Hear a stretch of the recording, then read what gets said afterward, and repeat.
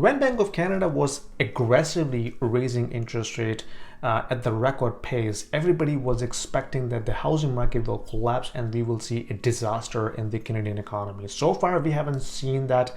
And the reason is that the banks, including the OSFI, which is the regulator in the banking industry, they have allowed banks to actually extend the amortization to some extent up to 90 years. Yes, you heard it right, 90 years. I myself have a variable rate interest rate mortgage, and my amortization has gone up to 78 years so far. So this is how the situation has gone so worst. And according to Rate Hub today, they're saying that if your amortization has gone up to 90 years, your interest on your mortgage loan has gone up to 180%. That means if you have taken $500,000 mortgage and you have extended up to 90 years, you will be paying back $2.2 billion over the term against a $500,000 mortgage. That's called the negative amortization, and this is the disaster we are heading into it. A lot of homeowners are speculating that the Bank of Canada will cut rates eventually, maybe 2023, maybe 2024, and then everything will be back to normal. But this is a speculation at this stage. There are no possibilities, or maybe very low probable case where the rates will come down to, let's say, 4% or 4.5%, and then they stay there for a long time. Remember that you only need stimulus when you have a recession type scenario where the economy is completely collapsing, we have no business activity happening, the lending is stopped, the spending is stopped, and people are losing jobs.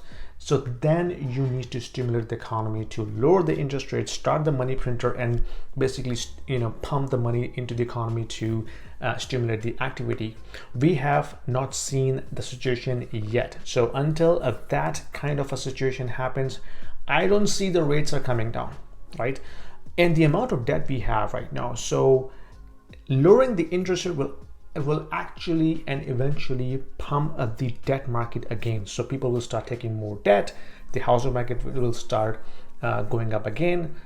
The people will start taking more debt, and so on and so on. So the whole scenario is not really painting a good picture about the future from an economy and financial well-being perspective. In the news, David Rosenberg, who is one of the leading economists in the country, saying that both Bank of Canada and Federal Reserve have been flying blindly. They are making all of these decisions by looking at the back mirror, which is the CPI data, job numbers, and GDP, and they're not letting the rate hike working its way in the economy, and then they're just blindly raising rates, because each rate hike will take months before they actually run into the economy to take effect.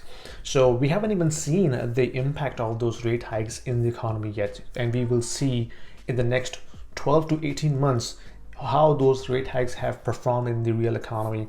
So all of these decisions that they have taken in the monetary policy review, this is all being driven blindly by looking at the back mirror data like GDP, unemployment, and the CPI. They all are lagging indicators, and I'm afraid he's right, and all of these central bankers have been making these decisions blindly. So that means in the next 12 to 18 months, a true picture in terms of how the economy has been absorbing those rate hikes will be very clear. And by that time, I think this will be too late for us to make those decisions about rate hikes or rate cuts.